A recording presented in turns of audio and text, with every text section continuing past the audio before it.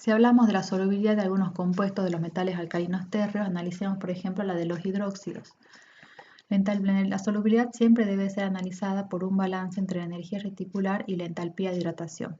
La entalpía de hidratación podemos decir que es proporcional a 1 sobre el radio del catión más 1 sobre el radio del anión, a la vez que la energía reticular ya sabemos que es proporcional al producto de las cargas, que aquí no está indicado directamente, sobre la suma de los radios del catión y del anión.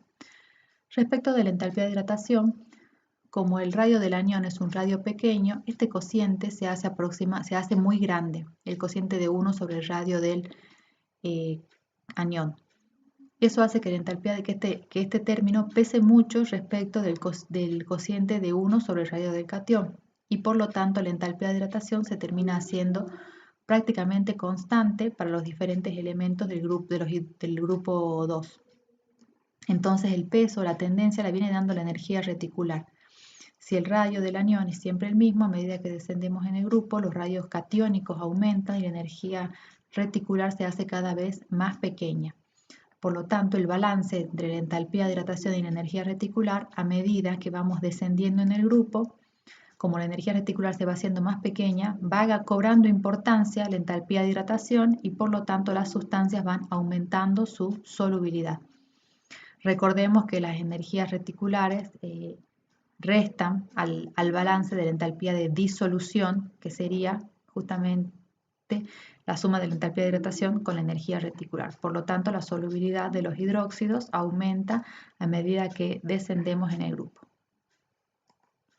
Por otro lado, si analizamos la solubilidad de sales como los cromatos o los sulfatos o los carbonatos, fíjense que a medida que descendemos en el grupo vemos que estas solubilidades disminuyen. Esto se debe a que los aniones, en este caso, son muy grandes, tan grandes que brindan todo el peso acá al término de la energía reticular y le quitan importancia al término del radio del catión.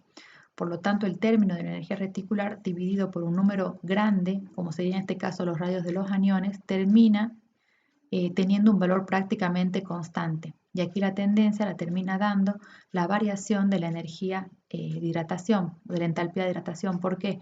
Porque como el radio del anión es tan grande, este término se hace muy pequeño y la entalpía de hidratación termina siendo afectada principalmente por el término de 1 sobre el radio del catión.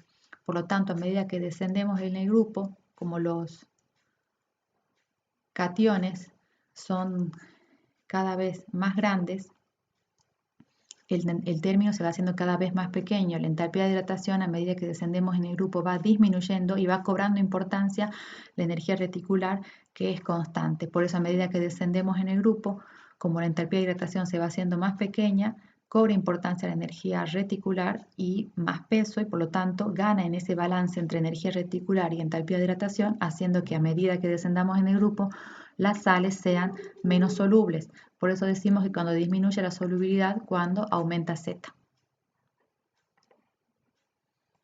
Esta explicación que acabamos de dar es la que nos permite resolver el punto 5.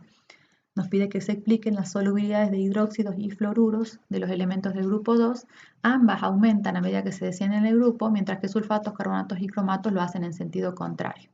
Recién hemos realizado el balance y el análisis por energía reticular y entalpías de hidratación. Lo que mencionamos respecto de los hidróxidos, cuando decimos que el tamaño del oxidrilo es tan pequeño que da pesa en la energía de hidratación, haciendo que el término sea prácticamente constante, va a ocurrir lo mismo con el anión fluoruro, porque también es muy pequeño. Por lo tanto, la fundamentación para la variación de los fluoruros es equivalente a la que dimos recién para los hidróxidos. En el ejercicio 7 tenemos que hablar en particular del berilio. El berilio es un elemento que presenta ciertas particularidades, al igual que en el grupo 1 lo presentaba el litio, en el caso del grupo 2 lo presenta el berilio.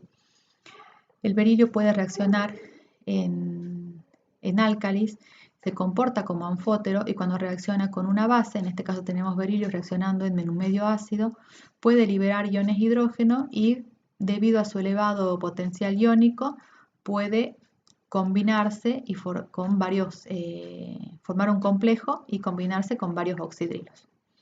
También puede reaccionar en medio ácido liberando hidrógeno.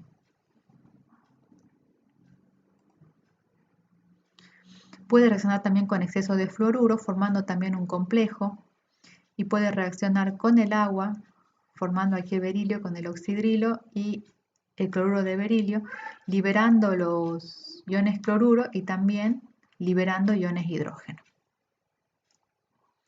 y formando un complejo del berilio con los aniones oxidrilo.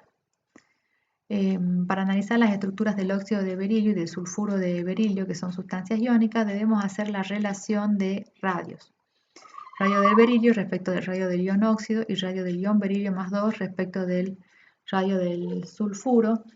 Fíjense los valores, están entre 0,31 y 0,24 y por el tipo de estructura le corresponde que es una estructura de tipo blenda.